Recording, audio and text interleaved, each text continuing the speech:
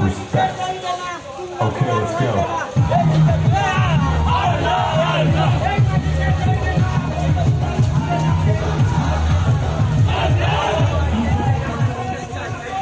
কংগ্রেস কর্মী ভাই বোনদের বলছি, আপনারা সারিবদ্ধভাবে লাইনে দাঁড়ান। যে অধিকার সেই অধিকার আপনারা প্রয়োগ করুন। আমাদের যে 8 টাউন বর্দোয়ালি উপনির্বাচন হচ্ছে এবং এই উপনির্বাচনে আমাদের প্রার্থী হবেন এখানেরই বহুবারের এমএলএ শ্রী আশিস শাহ, ও আমরা আশিস শাহকে নিয়ে আজকে নির্বাচনী প্রচার আমরা শুভ উদ্বোধন করতে যাচ্ছি এবং আমরা বিশ্বাস 4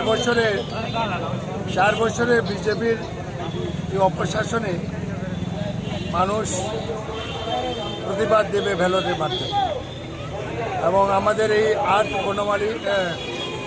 টাউন বর্দোয়ালি সবসময় আমাদের কংগ্রেসের দুর্বৃত্ত ঘাঁটি, কংগ্রেসের মাটি।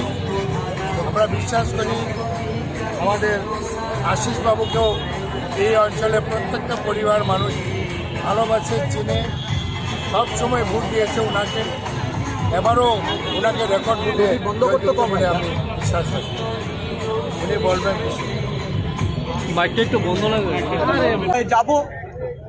আমি বিশ্বাস করি একজন সমাজসেবক হিসাবে যখন মানুষের আশা প্রত্যাশা পূরণ করতে পারিনি, যখন শাসক দলে থেকেও জনগণের যে চাহিদা, মানুষ যা চাইছিল অন্তত ন্যূনতম মৌলিক অধিকারগুলি, অন্ন বস্ত্র বাসস্থানের যে সমস্যা, এই সমস্যার সমাধান, মানুষ চাইছিল শান্তিতে সম্প্রীতিতে বসবাস করতে, এই রাজ্যে সন্ত্রাস আর বাইক বাহিনী উপহার দিয়ে মানুষের রাতের ঘুম যারা কেড়ে নিয়েছে তাদের বিরুদ্ধে আজকে জনমত গর্জে উঠবে।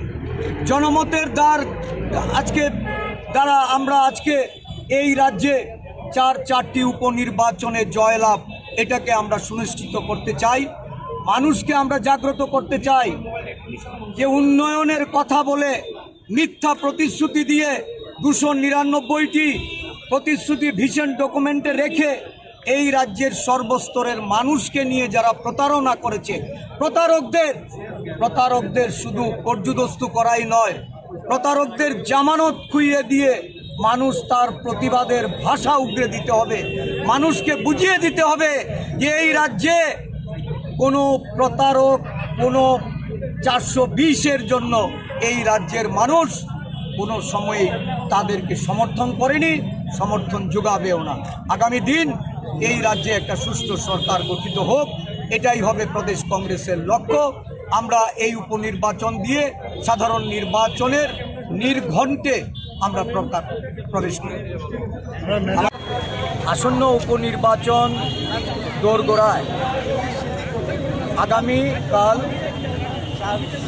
সরকারিভাবে নোটিফিকেশন হবে। ভারতীয় জাতীয় কংগ্রেস এই উপনির্বাচনে প্রতিদ্বন্দ্বিতায় নেমে এই এলাকার গণদেবতাদের নতুনভাবে রায় নেওয়ার জন্য এক পদযাত্রায় আজকে সকলে সামিল হয়েছে। টাউন বর্দোয়ালি এটা কংগ্রেসের ধারাবাহিক যে জয়, এটাকে সূচিত করে আগামী দিনেও এই ধারাবাহিকতা বজায় রাখবে। গণদেবতাদের প্রতি আমাদের এই আহ্বান। আজকে আমরা বর্দোয়ালির একটা অংশ নিয়ে পদযাত্রা করব। এই পদযাত্রা থেকে আমরা জনগণের কাছে বার্তা দিতে চাই, যারা 4 বছরের অধিককাল শাসন ক্ষমতায় ছিল, এই রাজ্যের মানুষ পরিবর্তন চেয়েছিল, উন্নয়নের জন্য পরিবর্তন চেয়েছিল, শান্তি সমৃদ্ধির জন্য, সম্প্রীতির জন্য। 4 বছর একটা ব্যর্থ সরকার হিসাবে এই রাজ্যে আজকে জনমনে যে ক্ষোভ, যে ঘৃণা, একটা সরকারের প্রতি যে অবিশ্বাস, এই অবিশ্বাসের পরিপ্রেক্ষিতে আজকে আমরা জনগণের কাছে যেতে বদ্ধপরিকর। জনগণের আশীর্বাদ চাইতে আমরা জনগণের দরজায় দরজায়